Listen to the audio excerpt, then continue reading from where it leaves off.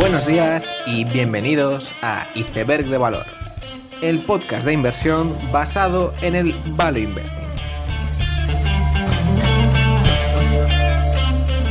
Bienvenidos los seguidores de Leo Messi, bienvenidos a Iceberg de Valor.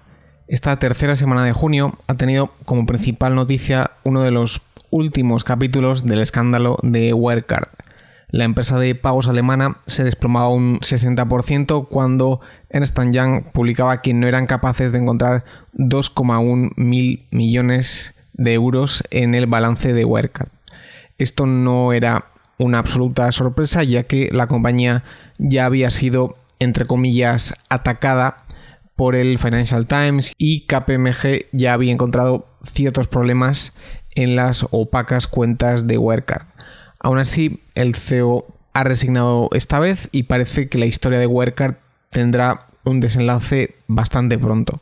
A este respecto, recomendar el blog Value and Opportunity, que por lo general ya de por sí es un buen blog para seguir y conocer especialmente empresas europeas poco glamurosas, pero en este caso el autor explicaba que había escrito en el 2008 un comentario negativo en un foro contra Wirecard. Este comentario, que destacaba la contabilidad agresiva, las adquisiciones sospechosas y otras prácticas de la empresa, pues se hizo viral en aquellos tiempos y al propio autor le llegaron a llevar a una comisaría para prestar declaración. Es más, la propia Wirecard había pedido a la policía desvelar la identidad del autor del comentario para poder interponer una demanda judicial. A consecuencia de esto, pues el autor de Value and Opportunity ya era consciente de que Wirecard era fraudulento, pero después de este episodio difícil nunca se atrevió a escribir nada hasta que finalmente ha ocurrido la noticia de esta semana. Un fraude siempre es algo muy difícil de detectar a priori y es algo que no queremos que nos ocurra a nadie. Aún así, una conclusión sí que es que invertir en Wirecard durante estos meses no ha dejado de ser una apuesta en que la compañía no era un fraude. Y hay que tener en cuenta que llegado a ese punto del escándalo, lo único que importa es si esa empresa es un fraude o no. Un tema sobre el que muchos inversores no deberían querer posicionarse debido a la opacidad de las cuentas y el propio negocio. Y la segunda reflexión va en torno a procesadores de pagos, que por un lado son negocios magníficos, ya que por un lado suelen tener tendencias estructurales a su favor, unos costes fijos muy altos, lo cual acaba derivando en apalancamiento operativo y a su vez, por estas características, son industrias que acaban teniendo que consolidar, creando gran valor en las sinergias por adquisiciones. Sin embargo, son negocios que siempre tendrán más opacidad que cualquier otra empresa que tenga un producto o servicio visible y que uno conozca. Y casos como el de Wirecard ponen en relieve los problemas derivados de este tipo de opacidad.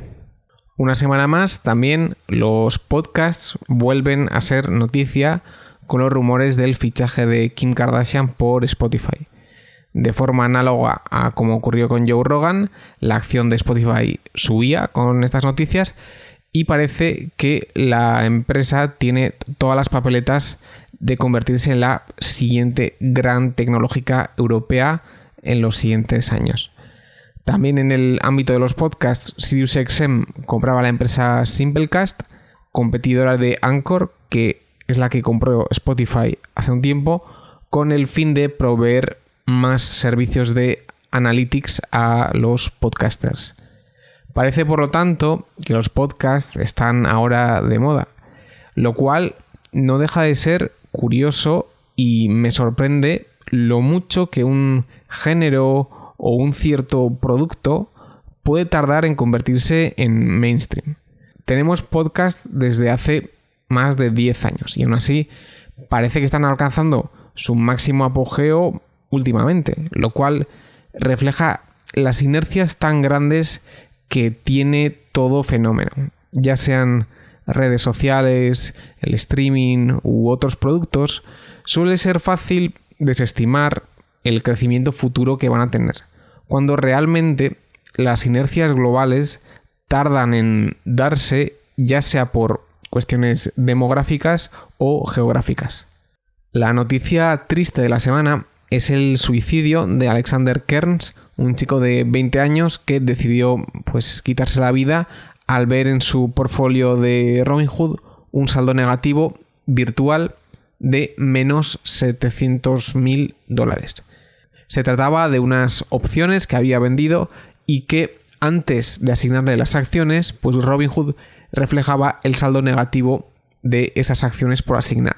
Es más, realmente esta persona no tenía un saldo real de menos 700.000, sino que era lo que momentáneamente estaba reflejando el broker.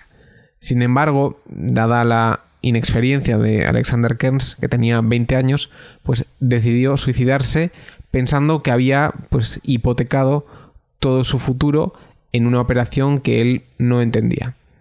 Se han hecho públicas algunas de sus notas de suicidio donde acusaba a Robinhood de permitir a un chaval de 20 años sin ningún tipo de ingreso apalancarse por tanto dinero.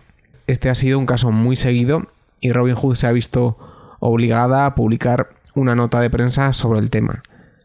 Yo soy el primero que se ríe de Dave Portnoy cuando sube sus vídeos de trading, entre comillas, pero no cabe duda de que este entorno de especulación, por así decirlo, está atrayendo a mucha gente sin experiencia en invertir, lo cual puede tener finales terribles como ha sido en este caso. Esta semana también Conor Haley publicaba lo que él denominaba la idea de mayor convicción desde el comienzo de AltaFox Capital. Conor es bastante famoso por los círculos de microcaps americanas y esta vez presentaba Collectors Universe, una pequeña empresa en la que de hecho ha tomado una posición activista.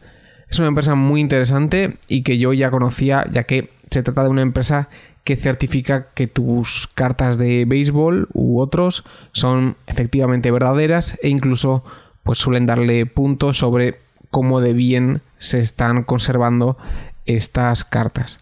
Si habéis visto vídeos sobre cartas de Pokémon o de Magic, es relativamente habitual oír hablar de PSA. Veremos cómo va este activismo en la empresa, ya que no suele ser fácil cambiar el rumbo de una compañía. Yo hice un capítulo bastante antiguo sobre activismo y quizás sí que he cambiado mi opinión sobre el tema. Me parece en general una estrategia que tiene más glamour que retornos, donde efectuar los cambios que el activista piensa suele ser mucho más lento y difícil de lo que uno teóricamente piensa. Sin duda alguna, hacer activismo tiene mucho mérito, pero en muchos casos el inversor, que no deja de ser un outsider de la compañía, suele encontrarse con muchísimos problemas que no esperaba. Veremos cómo le sale a Conor, que por lo demás no suele ser habitual que se comprometa tanto con una empresa. Finalmente, decir que este jueves salí en el podcast en vivo de Alfa Positivo, el cual recomiendo escuchar. Suele estar muy bien, ya que el propio formato es nuevo, en el sentido de que se graba en vivo, hay comentarios y preguntas de gente. Y por lo demás también me encontré muy a gusto hablando de situaciones especiales, gestión de cartera, mis vídeos en directo para miembros y sobre comprar lagos y comprar ríos y de cómo Andorra es una microcap. Pondré el link en la descripción para todo aquel que le interese. El tema del episodio de hoy es sobre el rol de la experiencia en la inversión. En la mayoría de deportes y juegos suele llegar una edad a partir de la cual los jugadores empiezan a retirarse. Es decir, uno va progresando y ganando experiencia, pero llega un punto que físicamente pierden cualidades y se tienen que retirar. En muchos deportes suele ser unos 35 años, e incluso en los deportes que tienen que ver con los videojuegos, la edad para retirarse suele ser todavía más prematura. Llega un punto donde los reflejos empiezan a empeorar y no puedes estar al primer nivel de la competición. Sin embargo, parece curioso que en la inversión, que se trata de una especie de juego, se toma la edad siempre como algo positivo. Es decir, cuantos más años pasan, más experiencia acumula uno, ha visto más cosas, y como más sabe el diablo por viejo que por diablo, pues uno se convierte en mejor inversor. Mi tesis en este episodio es que, de la misma forma que ocurre en otros juegos, en el juego de la inversión, pues hay una edad óptima de pico de capacidad mental y posteriormente los años son negativos para desarrollar la capacidad de invertir. Aún así, hay que tener en cuenta que esto depende muchísimo de cómo uno vea la inversión en general. Si uno piensa que las cualidades principales para invertir son la experiencia y ser inflexible con lo que uno piensa, evidentemente no estará de acuerdo conmigo. Al final, a medida que pasa el tiempo, uno inevitablemente se vuelve más tozudo o más resistente a adoptar nuevas ideas. Si uno piensa que precisamente esas son las cualidades para ganar en este juego, es lógico que piense que cuanto mayor se haga uno, mejor inversor será. Mi experiencia, al menos por ahora, dice lo contrario. Y de hecho, lo que yo veo es un juego donde la portería se está moviendo constantemente. Es decir, podría citar bastantes casos individuales de empresas donde se ha producido una oportunidad de inversión, inviertes y consigues una muy buena rentabilidad, y después de que eso haya pasado, yo digo, esta situación no va a volver a ocurrir nunca más. Es decir, ha habido una serie de casualidades que se han juntado y que han llevado a que esta empresa esté infravalorada. He tenido la suerte de verlo, pero esto ya no va a ocurrir nunca más. Y eso suele ser, en parte, verdad, en el sentido de que la misma situación o la misma oportunidad no ocurre exactamente igual nunca más, pero surge otra diferente, pero que es excepcional de una forma diferente a la anterior. Por ejemplo, la semana pasada hablé de Nebula, Open Lending y de sus warrants. Las warrants que ya han hecho cerca de un por 4 en 10 días, y yo realmente nunca había hecho dinero, o al menos no me había ido tan bien invirtiendo en warrants. Por lo tanto, las oportunidades surgen, solo que son cada vez diferentes. Llegará un momento pues que en warrants no haya oportunidades, o en apuestas en Estados Unidos pues ya no haya oportunidades, pero las habrá en otras áreas completamente diferentes. Y la clave, por lo tanto, estará en poder estar atento y pivotar a aquellas empresas, sectores o situaciones que ofrezcan las mejores oportunidades en cada momento. Es decir, si lo que se quiere es ganar el juego, y si el juego es el de invertir, ganar significa conseguir una muy buena rentabilidad, habrá que meter muchos goles, pero esos goles forzosamente serán diferentes cada vez. Algunas veces se podrá meter gol de chilena, otras de falta, de córner, de cabeza, etc. Y por lo tanto, la clave será el ser adaptable a cada situación y poder meter gol en una portería que todo el tiempo va cambiando de lugar. La portería es móvil y por lo tanto el inversor tendrá que adaptarse a una nueva situación en cada momento. El error, creo yo, por lo tanto, será el de intentar rememorar viejas glorias. Es decir, yo hace 5 temporadas marqué muchísimos goles fuera del área y por lo tanto ahora tengo que hacer exactamente eso para poder volver a ese momento óptimo como jugador. El problema es que ya todo el mundo ha visto que vas a querer meter ese gol exacto y por lo tanto te va a ser imposible poder hacerlo porque todo el mundo está preparado. Por lo tanto, bajo esta concepción de la inversión, más experiencia no equivale a ser mejor inversor. De hecho, es probable que más experiencia equivalga en muchos casos a más ego, o al menos a más intentar rememorar viejas glorias, y viejas glorias que ya no van a volver nunca. Por ejemplo, a mí Games Workshop es una empresa que me gusta. Y ante eso podría decir, bueno, pues tengo que encontrar la siguiente Games Workshop e intentar cuadrar mis inversiones bajo esa lente. Sin embargo, la clave de esto consiste en entender que no existe siguiente Games Workshop, ni siguiente Angie, Expel, GAN, Evolution Gaming, Open Lending. Cada partido es diferente y cada día es diferente. Por lo tanto, en contra de estar rememorando estas viejas hazañas, algo que por otro lado es muy cómodo, la clave es pues, despojarse de esas hazañas y pensar que, bueno, ahora voy a hacer dinero de una forma diferente a la que ya hice en el pasado. Algo que debería ser pues, un recordatorio constante frente a lo extremadamente reconfortante que es rememorar tus anteriores éxitos. Y esto también hay que cuadrarlo en que estamos en un juego que se vuelve más difícil cada año que pasa. Un ejemplo que pongo habitualmente y que lo repetí en Alfa Positivo es la anécdota de Peter Lynch y Taco Bell. Peter Lynch comentaba que en la década de los 70 Taco Bell se fue de los $14 a 7, que es donde empezó a comprar él, y finalmente se fue a $1. Finalmente, años después, la empresa sería comprada a unos $40 la acción. Esto ocurría con ciertos problemas en la economía americana, pero para nada problemas muy graves.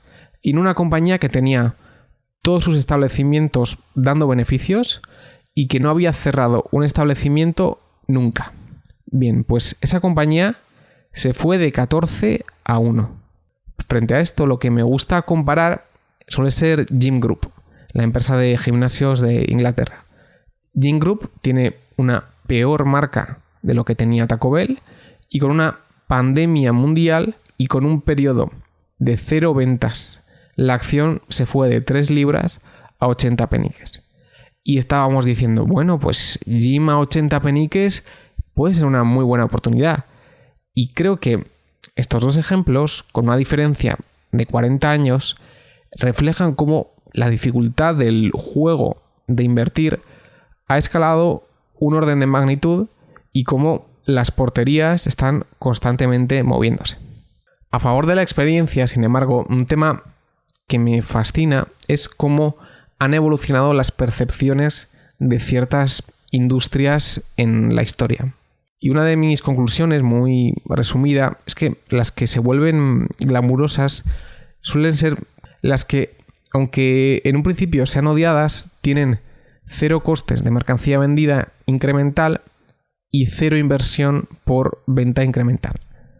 Y por ejemplo, es muestra de ello la industria del cable en Estados Unidos en los años 70. En estos años las compañías de cable estaban completamente odiadas y nadie las quería tocar.